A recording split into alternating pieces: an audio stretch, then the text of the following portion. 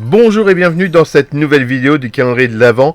Nous sommes le 4 décembre et j'espère que vous allez bien et je vais vous présenter un nouvel ouvrage comme chaque jour. Et on peut dire en plus que c'est un vrai coup de cœur pour moi cette année. Et puis cela pourrait vous donner encore une fois quelques idées pour un petit cadeau de Noël. Alors aujourd'hui je vous propose de découvrir un jeu qui se passe dans un univers fantastique qui est nourri d'histoires de dragons, de saisons et de quêtes inoubliables. Et ça se passe au milieu d'une nature suscitant un émerveillement permanent. Alors les joueurs y incarnent des voyageurs qui arpentent le monde avec beaucoup d'enthousiasme pour la beauté de tout ce qui les entoure. Et dans ce livre, vous pourrez vivre des voyages merveilleux, des aventures un peu à la Zelda ou un peu comme dans les films de Miyazaki comme Le Voyage de Chihiro ou encore Mon voisin Totoro. Alors aujourd'hui, on va parler non pas de One Piece mais de Ryutama aux éditions Lapin Marteau. J'ai qu'une chose à dire, j'aime ce livre et j'aime ce jeu. Ici, c'est vraiment 200 pages de pur bonheur. Ça nous rappelle que voilà, on est dans un univers un peu de Medfan manga, mais avec vraiment un papier haute qualité. Il y a de super illustrations et c'est présenté de manière super intelligente. Donc rien à dire. Ryutama, c'est vraiment le premier jeu japonais qui a été traduit en français et c'est vraiment du très beau travail. Lapin Marteau, là-dessus, ils ont super bien bossé. Et pour ma part, j'ai cette version anniversaire comme ça. Elle est vraiment magnifique et ça rend Ryutama, comment dire, voilà, il y a quelque chose de particulier. En plus, il y a beaucoup d'aides de jeu. Il y a tout un truc pour que beaucoup de PJ de jeunes ou de jeunes MJ deviennent MJ un peu plus confirmés. Et il y a ces mécaniques qui sont simples. Moi j'ai beaucoup adoré. En plus, il est composé, alors je vais vous montrer un petit peu plus après, mais c'est composé d'aides de création pour tout ce qui est scénario. C'est des fiches. Moi, ça m'aide également dans plein d'autres jeux. Depuis que j'ai découvert ce système, je l'utilise beaucoup pour écrire mes scénarios. Non, il est juste génial. Et s'il y a vraiment un cadeau à faire pour les fins d'année, c'est ça que je suggère. Il est abordable, il est à 35 €. Après, vous avez également une extension qui a été faite. Alors, qui comme ça fait moins quali parce que c'est vraiment du souple. C'est plusieurs scénarios.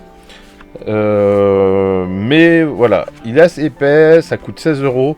Je pense que c'est suffisant, ça fait le job comme ça. Il y a également un super beau écran que je n'ai pas malheureusement. Donc, petit appel à Lapin Marteau au cas où. Mais qui est avec une super illustration. Et en parlant d'illustration, on va passer, je vais vous montrer un petit peu plus les illustrations.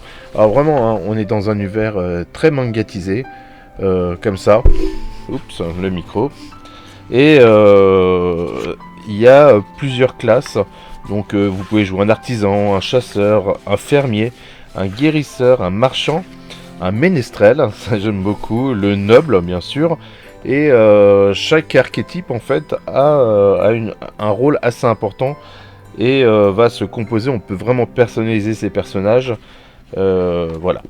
Pour la petite histoire, en gros, à partir d'un certain moment, chaque jeune gens doivent partir en voyage pour vivre des aventures. Et c'est un peu ça. Et donc il y a vraiment toute une mécanique. Voilà, c'est en deux mécaniques. Il y a une mécanique de jeu bien sûr. Et une mécanique de voyage qui est très très intéressante. Et je voulais vous montrer justement. Alors pas la mécanique de voyage, mais parce que ça va être un peu long sinon. Voilà, les fiches d'utilisation de création de scénario. Alors par contre il y a beaucoup de fiches, hein. Il y a des fiches de personnages, des fiches d'équipement, des fiches de monde également, structure scénario. Voilà comment ça se passe. Donc c'est composé comme ça. Donc là on a la structure scénario qui est comme ça, et là on a les structures, les cellules en gros d'événements. J'en veux vraiment mon micro. Donc quand on suit un petit peu la logique, alors bien sûr on peut personnaliser la chose, mais il y a comment est constituée l'introduction, sa trame principale, puis un événement secondaire qu'on peut rajouter, l'acte 1, donc sur sa trame principale, l'événement secondaire, ainsi de suite, acte 2, acte 3, les transitions aussi, comment créer des transitions, et puis Bah après c'est pour arriver sur la fin, donc le paroxysme, faire monter l'événement et le dénouement.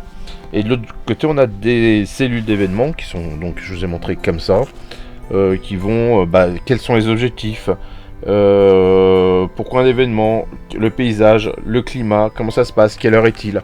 Alors il y a des choses que bien sûr qui sont propres à ce livre, qu'on peut utiliser sur plein de jeux. Je pense que c'est vraiment... Moi j'ai fait beaucoup de photocopies de ces trucs là pour l'utiliser dans plein de scénarios. Quoi, de plein de jeux surtout. Voilà, ça c'est les fiches perso. Moi je les trouve très sympas. Rien à dire, beau papier, beau tout. Beau tout. Moi je finirai en fait cette vidéo en disant bravo Lapin Marteau pour avoir proposé cet ouvrage en France. C'est vraiment quelque chose de très réussi et je vous en remercie. Et donc si vous aussi vous avez aimé, donc je vous mettrai les liens bien sûr, si vous avez aimé cette vidéo, cette présentation, je vous invite à me mettre un petit like, un commentaire pour me dire ce que vous pensez de ce jeu si vous le connaissez, ou si vous intéresse bien sûr, ou si vous avez des questions à poser. Au cas échéant d'ailleurs, je demanderai à Brand, qui est des éditions Lapin Marteau, de venir vous répondre si je ne sais pas y répondre. Bien sûr, vous abonner, la petite cloche pour ne pas manquer une seule vidéo. Je vous dis à la prochaine, c'est-à-dire à demain. Hey, ciao!